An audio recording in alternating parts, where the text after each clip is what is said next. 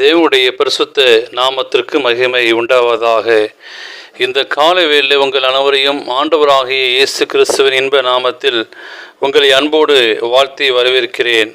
விண்துளிகள் வாயிலாக இந்த நாளிலே சந்திப்பதிலே மிகுந்த மகிழ்ச்சி அடைகிறேன்.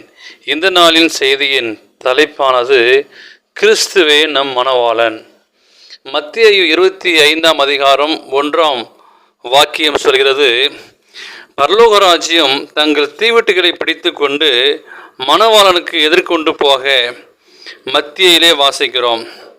10 கன்னிகளின் ஓமை பரலோகம் செல்ல காத்து கொண்டிருக்கும் விசுவாசிகள் மத்தியில் நடைபெறும் சம்பவம்.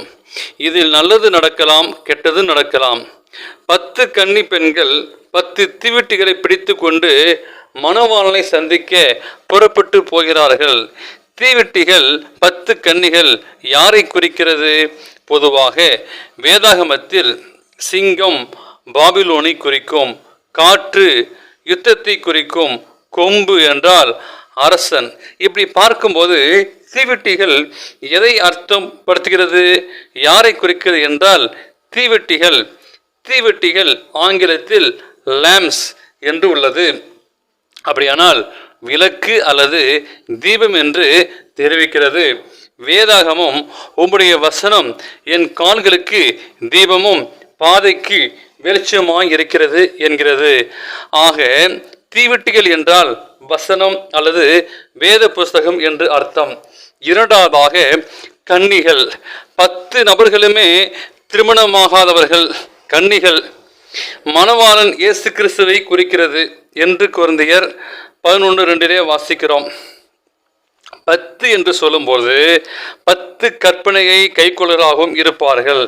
அப்படியானால் இந்த கூட்டம் 10 கட்டளையை போதிக்கின்ற கூட்டத்திற்கு முற்றிலுமாக பொருந்துவதை பார்க்க முடிகிறது.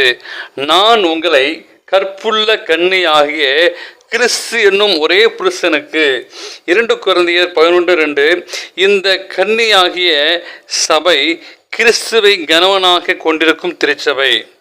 10 கூட்டல் 2ஆம் வருகை கூட்டல் வேதம் படிக்கிறவர்கள் கற்புள்ள, அதாவது உலகத்தோடு தீட்டுப்படுத்தாத ஒரு கூட்டமாக இருக்கிறது. கிறிஸ்துவின் பேச்சை மட்டும் கேட்கின்ற கூட்டம். இந்த கூட்டம் 1844 வந்த சபையை நிச்சயமாக குறிக்கிறது என்று தீர்க்க தரிசன ஆவி புஸ்தகத்திலிருந்து நாம் வாசிக்கிறோம். மாபெரும் ஆன்மீக போராட்டம் புஸ்தகத்தில் சொல்கிறார்கள்.